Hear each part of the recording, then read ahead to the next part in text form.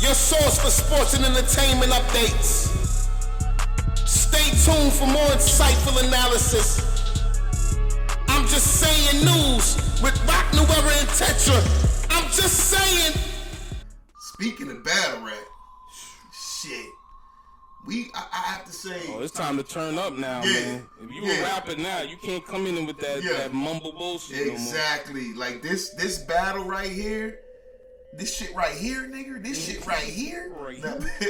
But this battle right here is probably gonna put hip hop back into a good place where it matters what the hell you say. Yeah, let's get an applause for that one. Shit. Like it matters what you say, man. Like the wordplay in this battle is crazy, and I haven't even gone through dissecting everything. But from what I've seen from the surface, man, this is crazy. And it gives you that feeling again, like a little kid, like. And we're probably about to tell our age a little bit, but take us down a little bit of memory lane. It brings you back to that time where you bought that album and you ripped that plastic off of that CD case. Or cassette, but we ain't gonna go there. But CD case, I'm gonna keep it there. And you read that booklet while you're listening to the songs, just waiting, anticipating to hear what was said next. Right. And we're getting back to that. So shouts out to Kendrick, shouts out to Drake.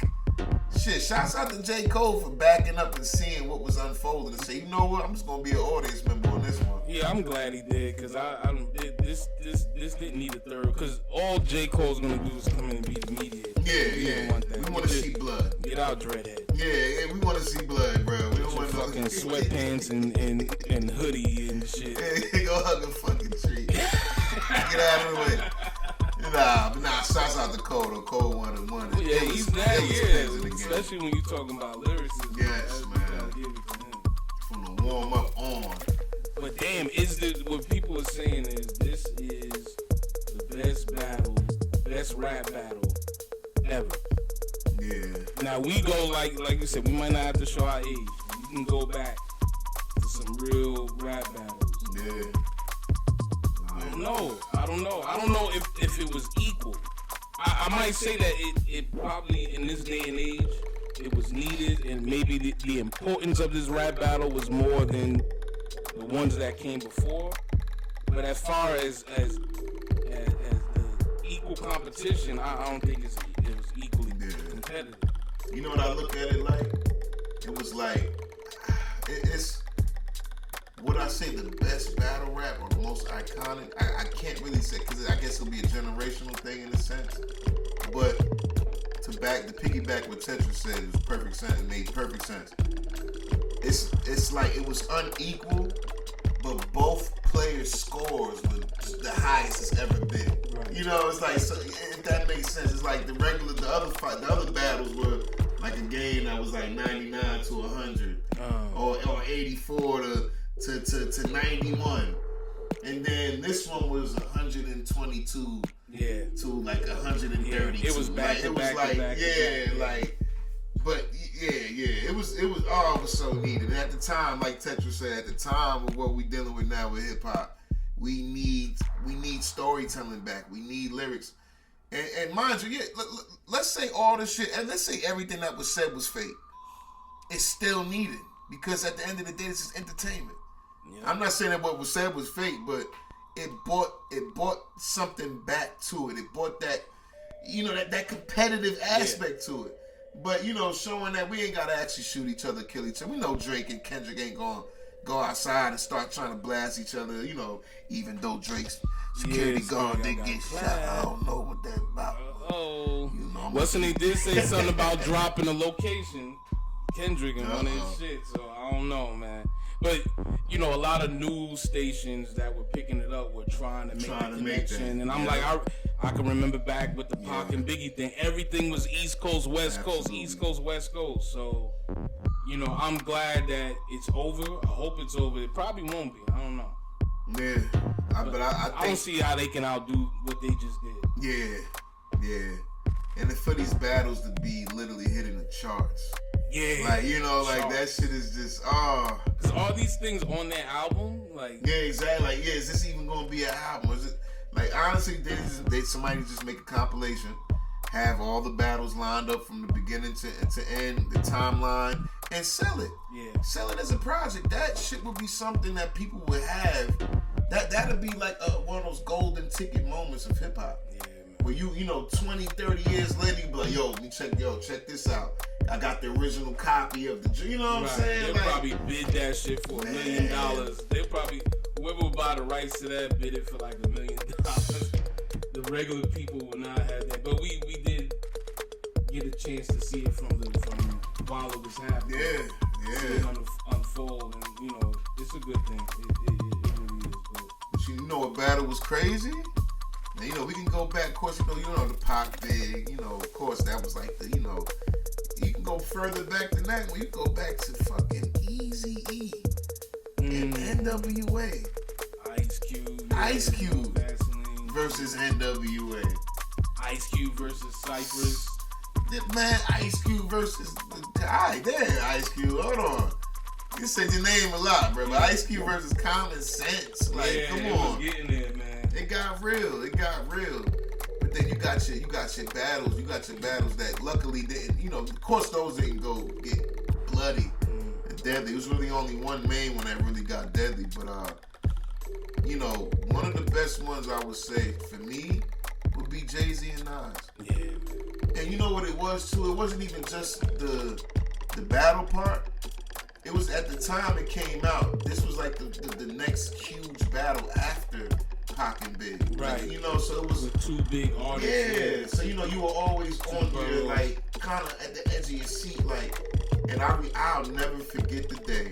It was on a Friday night. Philadelphia. I'm not sure if it was in Philly, but it was on a Friday night in 106 in Park. Shouts out to 106 in Park. Okay. Where Jay-Z and Nas sat up there and they made amends. They both sat down together.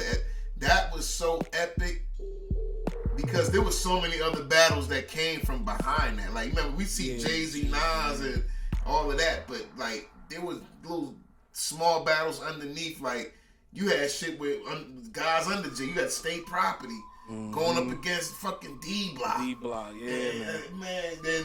Then at one point you had Dipset. It was none of them got bloody, man. No, none of them got bloody. Now, I don't know, allegedly. This is from what Cam says. In DC when he got shot in the arm. Oh, that thing. He claimed that the shooter threw up a rock sign. Yeah. Now mind you gotta remember this is Jay-Z. He's so influential. If he goes out and he has a problem with somebody, there's somebody outside that says, you know what, I'm gonna do this for Jigga. Yeah, think about Drake's store in England getting, I think it was in London, his store getting vandalized, and they wrote on the store, "They not like us." Yeah, come on. That's I think it's live as influence. Yeah, it is. And we in that day and age, man. Yeah. But it goes to show you, man. Even back then, people were pulling stunts. Yeah, man. Yeah. But to go back on the Jay-Z and Nas thing, I remember they did a show, and I think Diddy was on stage too. Oh, take that. Yeah. It's always that circle. But I think they were in Philly, if I'm not mistaken. But and Jay-Z starts going into this, you know what I did for hip hop, you know what I did for y'all, and then all of a sudden, he says, "Let's go, Esco," and then Nas starts walking down, and the crowd goes crazy. Man, goosebump moment right there. Shit, bro. Will that rock? Do you believe that a moment like that will happen between Drake and Kendrick? Will they be able? Do you think? Because it got personal. Do you think that it's going too far that they can't make amends? I'm gonna say this. I don't think it'll get violent, but I honestly think Kendrick don't like Drake. Cause I think he wants Drake to kind of just fall back and kind of disappear out of the culture. Yeah, you call a man a pedophile. Yeah, I don't think colonizer, all types of, you just a fan. You shouldn't even be saying the N-word. You just a white boy. Like he so I think a lot of people, it seems like, because nobody's really coming up to Drake's defense, it seems like a lot of people think he's corny. And I think a lot of people probably were just walking on eggshells because of his level of stardom or his status of he's an icon. He's definitely, you can't take nothing away from that man. That man is going down in history as a Hall of Fame of hip hop, pop, just music period. But I think Kendrick is tired of him as far as in the hip hop sector. He's like, you know what? Let's bring this back to what it's about to be. Is Drake moving hip hop forward, or is he just adapting to whatever? Exactly. And I think Kendrick is like, we need to be, as you get older, we need to be transcending the sound or because where hip hop went for a while, it wasn't going anywhere. Like even if you look, it might be influential to the youth, but as far as numbers, like, rap was not pulling in like the numbers that they were doing before, like as far as album sales and everything, especially in the 90s. You might get streaming and all that, but that all that stuff is padded. Niggas, it's everything now is one hit wonders. And let's be real, these big labels, these big machines is putting behind these garbage rappers. They're buying a lot of these views. So when you start buying these views and you start boosting your stuff up, if I go online right now and I see a video, I don't have to know who the person is, but I see he got 25 million views, I'm gonna look at it because I want to see what the other 25 million. I want to see what else. Yeah, like intrigued about. Yeah, like there's gotta be, if 25 million people viewed this, then something brought them there. Something. I'm gonna have to check it out. So think about having a mind where we articulate a lot of things. We try to lead with logic. And then so think about your average person who just gonna get caught up in those numbers and the glitz and glam of the video. We don't even know if the jewelry's real. A lot of those cars are bought. Right. It's like it's a lot of Rent. it's a lot of money behind the scenes that we don't see that make these people powerful. Like, subscribe, and smash the notification button.